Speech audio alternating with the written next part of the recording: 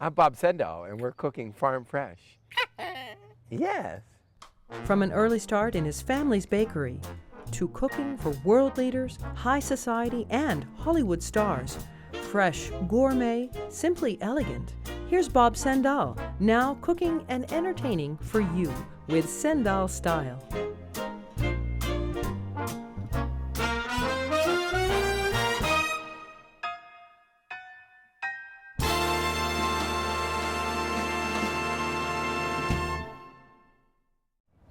Hi, I'm Bob Sendall, and I like to throw parties, whether they're large groups or small gatherings. The most important thing are the fresh ingredients for the menu. So today we're here at Churchview Farm. It's a small farm in the big city, and what a gorgeous day it is. We're here with the chickens, so we're going to gather lots of fresh eggs and also the vegetables, and we're going to go down to the herb garden. So right now I'm going to join up with Chef Nick Krug, my chef. He's already down there gathering fresh eggs, and we're off to start working on our farm fresh menu.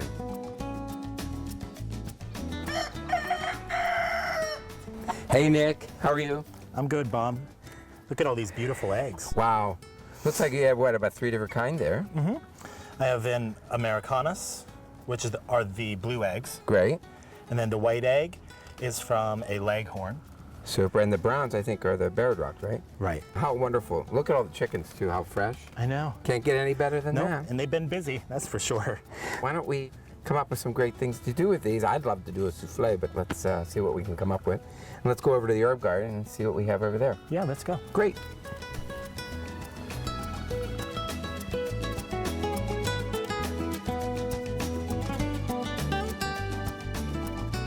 Got some beautiful chives here today. There's parsley. I see lots of thyme. There's sorrel. Nick, what did you come up with? I got radishes, beautiful radishes, cucumbers, sweet English peas. Wow. The I want to peas. try the peas. I've been snacking on these over there. Wow, the peas look fabulous. They're nice and sweet and plump. And wow, look at them. Oh, and they're so perfect.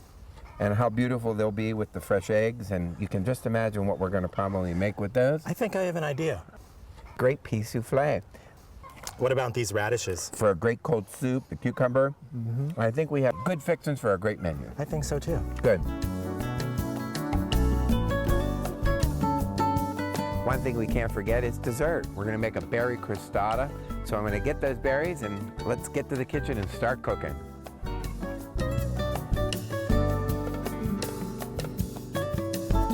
So today we're going to start by making our dessert first. It's always fun to do dessert first, but we're going to be making a fresh berry crostata. So in order to do that, we want to first make our dough. So the recipe for making the crostata dough is on the web, the proper ingredients. It's done in a food processor, it's lots of butter, and it's done, make sure things are cold. Once the dough is made, you want to make sure that you put it into some wrap and keep it in the refrigerator so it's nice and cold, as I've done here. So this is nice and firm. Remember, there's lots of butter in this. Can you substitute butter with this? No, it's a good one, and I wouldn't want to. But if you want to try it with margarine, if you don't want to do butter, that would be fine, but I prefer the butter. So I have this refrigerated. I have one already started to rolled out, and I do it between parchment paper. Because of the amount of butter and the richness of this dough, you want to make sure you do it between paper, because you just won't want to add too much flour and it would get too complicated. So I have this rolled out somewhat to the size that I need, and I'm just going to go a little bit more. Once again, a crostata is a wonderful dessert that you want to do. We like to do it mostly in the spring, in the summer months, when you have fresh berries, fresh peaches, fresh sour cherries would be delicious in there. But you can put, there's some fruits that just don't work great in here, like apples. It doesn't take long to cook a crostata, so you have to work with items that cook pretty quickly. It will be baked in a 450-degree oven, so it cooks fast. So that's why we decided to do it with berries. So now that I have that rolled out, and you can see the dough, so it's nice, and this is a nice temperature because you also want to be able to mold this. So basically, we set that on the side. We take a fresh bowl and put some berries into it. The recipe, once again, is online. And the berries, the amount. And you want to take those. I just like to toss them lightly because I don't like to mix them too much and smash them. You're going to take 4 tablespoons of sugar, some lemon zest. Make sure when you're doing the lemon zest that you don't get the white part because it's bitter, but now you want the flavor of the lemon, and 1 tablespoon of flour. Now you can take a spatula and just lightly, and as you see, I am not really tossing this much, just lightly mixing it. And you take your dough, and you really just want to mound this in the middle, just like we did if you have an apple pie, you pile them high. You want to make sure, because remember, this all cooks down. So you want to take, and now while the dough is still cold, you want to take the dough and bring it up. That's why the parchment paper is necessary here. And you just start molding the dough to cover the berries. And once again, you can do this with peaches. You can do it with sour cherries. And you would do it the exact same way. If the dough is too warm, you won't be able to handle it. It'll get too soft. And just the warmth of your hand will keep this dough in place, as you can see here. Then once I have it, I don't want to move it much now. I just take a knife and I cut my paper. Now you want to have a preheated 450-degree oven. And you just want to dot the top of this with some butter. And how simple is that?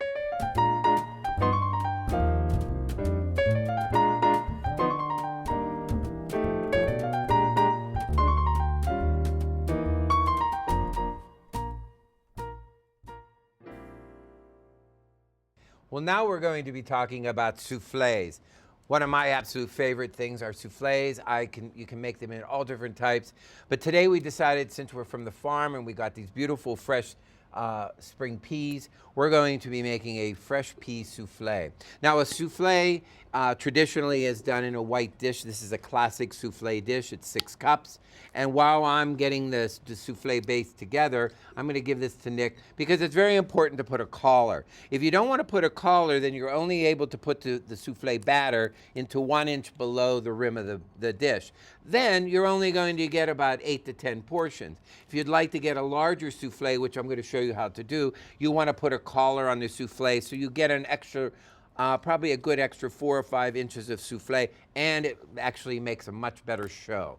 Because truthfully, if you're making soufflé, you might as well have a show with it. So I'm going to give Nick the soufflé bowl. Here, Nick, and he's going to actually show you how to do wrap it with foil.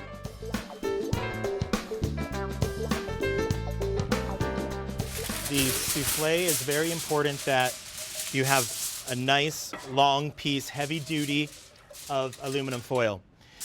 You want the shiny side away from you, so you want that down. I'm going to bring it up probably about 2/3 of the way. Fold that over. Then bring the top part towards you. Bring your soufflé dish over. At this point, you're going to wrap that.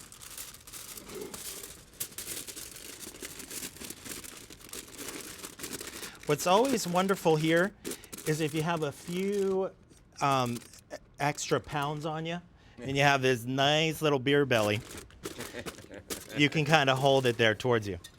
And it works out great. You need a nice piece of string and then just wrap it and tie that in place. At this point, you want it to be really secure. So you're going to pull away. You got it? Put your finger there. Okay. Sometimes I ask for an extra finger to hold it so it's nice and tight. And then tie, and then straighten it out. Now another thing, nice tight. another thing about tying the string is tie it in a bow, because when you tie it in a bow and when it comes out of the oven, you don't have to worry about cutting the string. You just pull it and it falls off. Correct. So then the other ingredients we need: room temperature unsalted butter. And then you just kind of rub that on your fingers.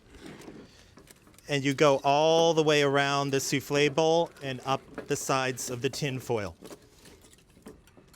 The purpose of this is when we end up pouring that souffle batter into here, it will release when we remove the tin foil.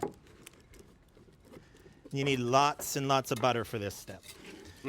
The color creates two things. It creates a crust. I'll move here so they can see this. It creates a crust, but it also gives you the strength to get the height out of the souffle. Like I said, if you don't want the height of the souffle, you can always put less batter in your souffle dish, but then you won't get the impressive height of what you'll see when we finish baking this. So in the meantime, I have a pot going, getting it warm. We want to take 12 tablespoons of butter. We're going to let that melt. We don't want it to brown, so you don't want to have it real high in a hot heat. You're going to add some flour to that and some onions. We're going to saute just to get it, and I'll add a little bit more flour because you definitely want to make a roux with this. Now, while we were at the farm, we got the most beautiful fresh eggs, and they do make a difference. It'll actually change the color and consistencies of your base if you get the fresh eggs because they're so rich and they're so dark. But we love all that. Add a little bit more flour, and that's going to make a roux, as we call it. And that's your thickening. Now, soufflés, generally everyone has a little bit of a stigma. Can I make a souffle? Absolutely. They're so easy to make, but you get such a punch when you're having a party. When you bring out a souffle, everyone's always in a great mood and excited to see a souffle come out of the oven. Can you do them ahead of time? Yes, you can do the base ahead of time, keep it in the refrigerator, bring it out so that it's room temperature, and then proceed. But a souffle normally takes anywhere from 45 minutes to an hour, one that is this size. If you do a smaller souffle, of course, they'll take a little less time. But we do so many of these. And I have souffle stories that I could tell you a few, and they're fun. I'm adding the milk. And with a whisk, you're going to pour the milk in there. And once again, you're basically just making a bechamel, which is a classic white sauce. And you're going to let that slowly thicken and keep it stirred. Now you want to turn that down to a lower heat because you don't want anything to burn. Now what we're going to add once that thickens is we're going to add the delicious farm fresh, deliciously dark gold rich eggs, yolks. The fresh peas have all been shucked, and then what you want to do is blanch them into boiling water until they're soft, and then you puree them. Once they're pureed, I always like to save a few fresh whole peas for garnish, as you can see. My bechamel has now thickened up. I want to add a little bit of the warm bechamel cream mixture to my egg yolks. Slowly warm them up. Now back in. You want to warm those egg yolks up. They're tempered. And you whip that in. Okay, I'm going to put this into here and then back into the bowl just so I can give it a good whip. Now into your bowl. Now at this point you can let this rest for a little, but you also want to season the base, because we really haven't, all it has is a little onion in it. It has the pea puree, so we want to add a little bit of salt. I don't put a lot in because I do add some cheese to this recipe. We're going to put some pepper and the Piave cheese, which is in the recipe. You can add a Reggiano Parmesan. You could add a white cheddar. We prefer a nice sharp Piave for this. Now you have your souffle base. Now we're going to add the egg whites. We always like to add a few extra egg whites. In this recipe, it's 12 egg yolks and 15 egg whites.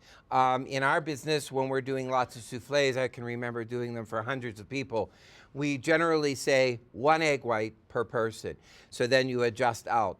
And that might sound funny, but then by the time you add the base and everything, it's a nice small portion. Now you can actually, soufflés are done with first courses, they're done as little side dishes, they're done for desserts.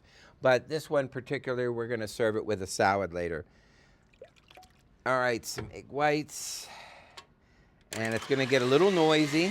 Look how nice and light they are, see? You can see they have peaks, but they're still light. You don't want to whip them too hard because then they get dry and they incorporate into, you might get like a chunk of egg white, and you don't want that. You want it to be able to mix smoothly into the base. And of course, folding. There's people who are intimidated by folding. It's not difficult. But you don't want to whip it. You want to fold. Look how light that batter is. Doesn't it look delicious? And then we pour it. Now remember, this recipe will fill a 6-cup souffle dish with about an inch above the rim of the bowl. So, because you can see why we did a collar. Now that will puff up to about here. When we remove the collar, now we're gonna have a nice standing souffle, very impressive. So I'm gonna put this in the oven and we'll get back to you and show you how it comes out, and then we'll serve it. Now the souffle is in the oven, we're going to remove the crostata, which is nice and golden brown. The berries have cooked. Will need to set now, and so I'm going to let it rest for about an hour and serve it. It'll be still slightly warm, and we're serving it today with some creme fraiche.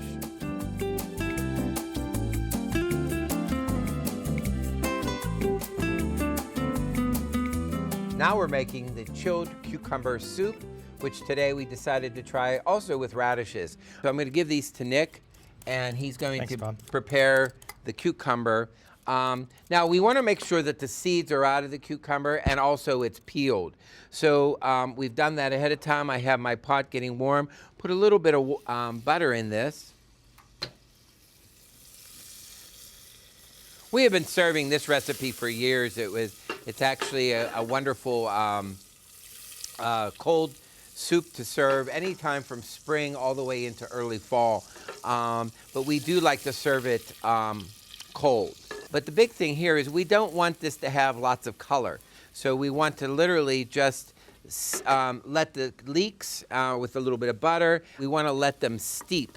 And they don't need to cook, saute a lot, but they will need to cook so that they're soft when you go to pureeing them.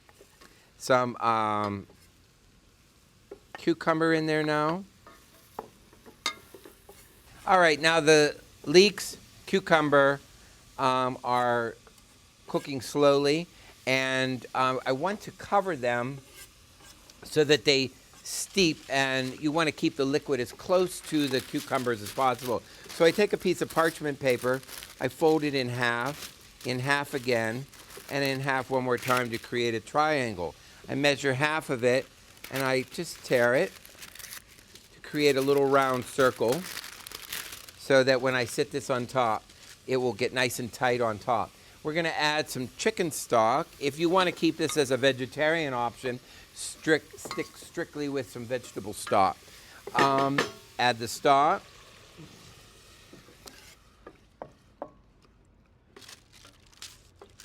And we're gonna add a bay leaf.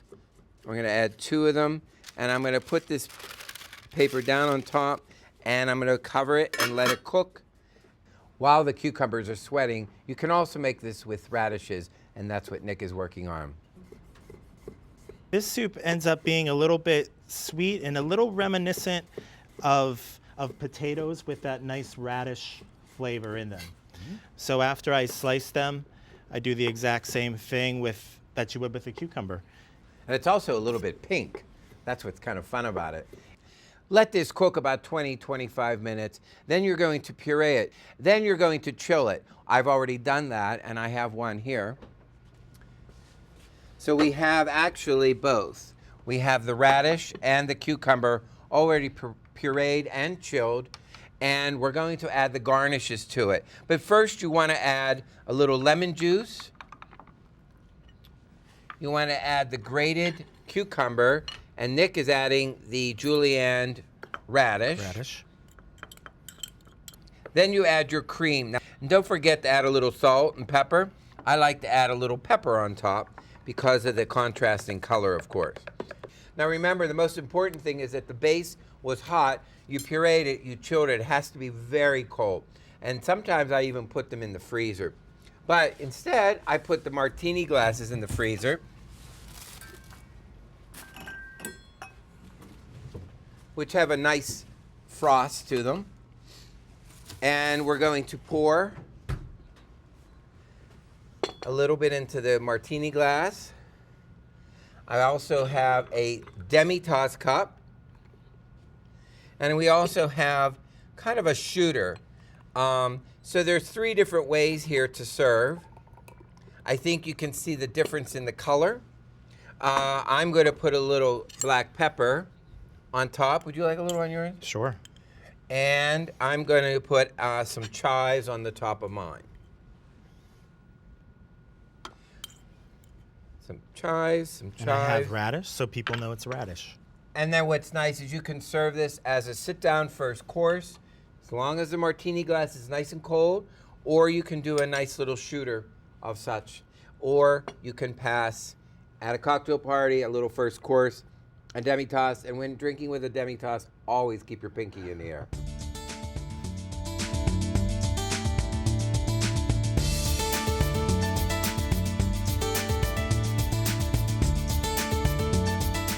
Now that our soup is finished, we're going to serve the souffle, but with the souffle will be a salad, not great combination. I'd like today to serve it with a little bit of arugula, and since we were at the farm and we got all kinds of beautiful herbs, I have some fresh basil, and I have some wonderful chives, which I'm just going to cut a few and put into the salad. Nothing nicer than beautiful fresh herbs mixed in with a salad, and today it's just arugula. There's nothing wrong with it. Arugula. It is wonderful. It has a nice little bittery, peppery taste. And when I do herbs in a salad, I just literally just tear them and put them in. They're a nice accompaniment to a good summer or spring salad. Truthfully, any time of the year that you can get the fresh herbs. So, and I'm just going to put a little, as we would, the easiest dressing to do is just oil and vinegar. And a good olive oil, good extra virgin olive oil. I remember when I was in France last year, the salads over there, nothing better than just a fresh olive oil and just a little touch of vinegar, a little salt and pepper. Remember, you don't want to hurt the greens with too much vinegar, a little salt and a little pepper. And remember, our pepper is fresh that we've already ground. A light toss of the salad. And nothing better than a good wooden bowl. It takes on lots of good flavors. And remember, when washing a wood bowl, don't scrub it with soap and water, just rinse it out. Beautiful arugula salad. Now, let's see, Nick, I'm going to try the souffle. How is it? This souffle is absolutely beautiful. The best way to check a souffle would be to take a knife, and you literally just want to pierce the souffle. You want to go in and come out, and when the knife is clean as such, your souffle is ready. That's gorgeous. Grab another towel, and we'll bring the souffle right to here. Oh, look at that. Is that gorgeous? Now, remember I told you about the bow as opposed to tying a knot in the string is because now I can literally just untie, take the string off. And we'll see how well I wrapped it. And look how beautiful that is. That is absolutely gorgeous. Is that gorgeous? Now that's a souffle. I always have a serving platter ready. I did a nice little napkin full. Now we want to serve it with a little salad. If I was French serving this at a dinner party, I would hold it in one hand, my spoon is in the other hand, and I always make a hole in the middle because you want the souffle to kind of, I don't want to say implode, but that's exactly it. Right. Because you don't want your souffle to fall, but it will. So we want to dig in the center. I'm going to sit this down first, but I wanted to show how I French serve souffles all the time at parties. And you take the center portion out first, and look how beautiful that is. A perfect souffle. And when you know it's a perfect souffle is that the center is nice and moist and that the sides are nice and crusty. Then I'll serve it with a little salad. Your wonderful pea souffle and an arugula salad. Enjoy. We started with the dessert. Now we're going to finish. The crostata has rested for approximately an hour. We want to garnish it with just a little dusting of powdered sugar.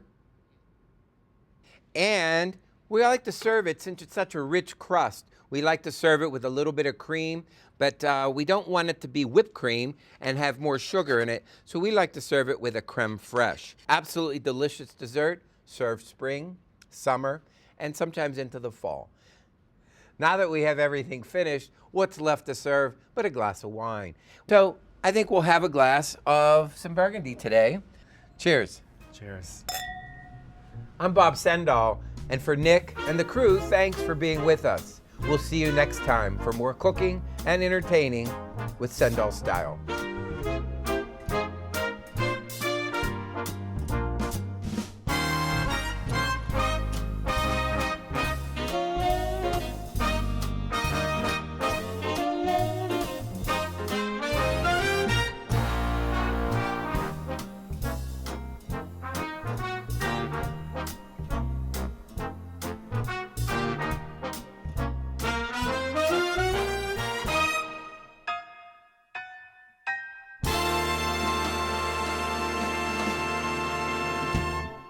Freedom, independence.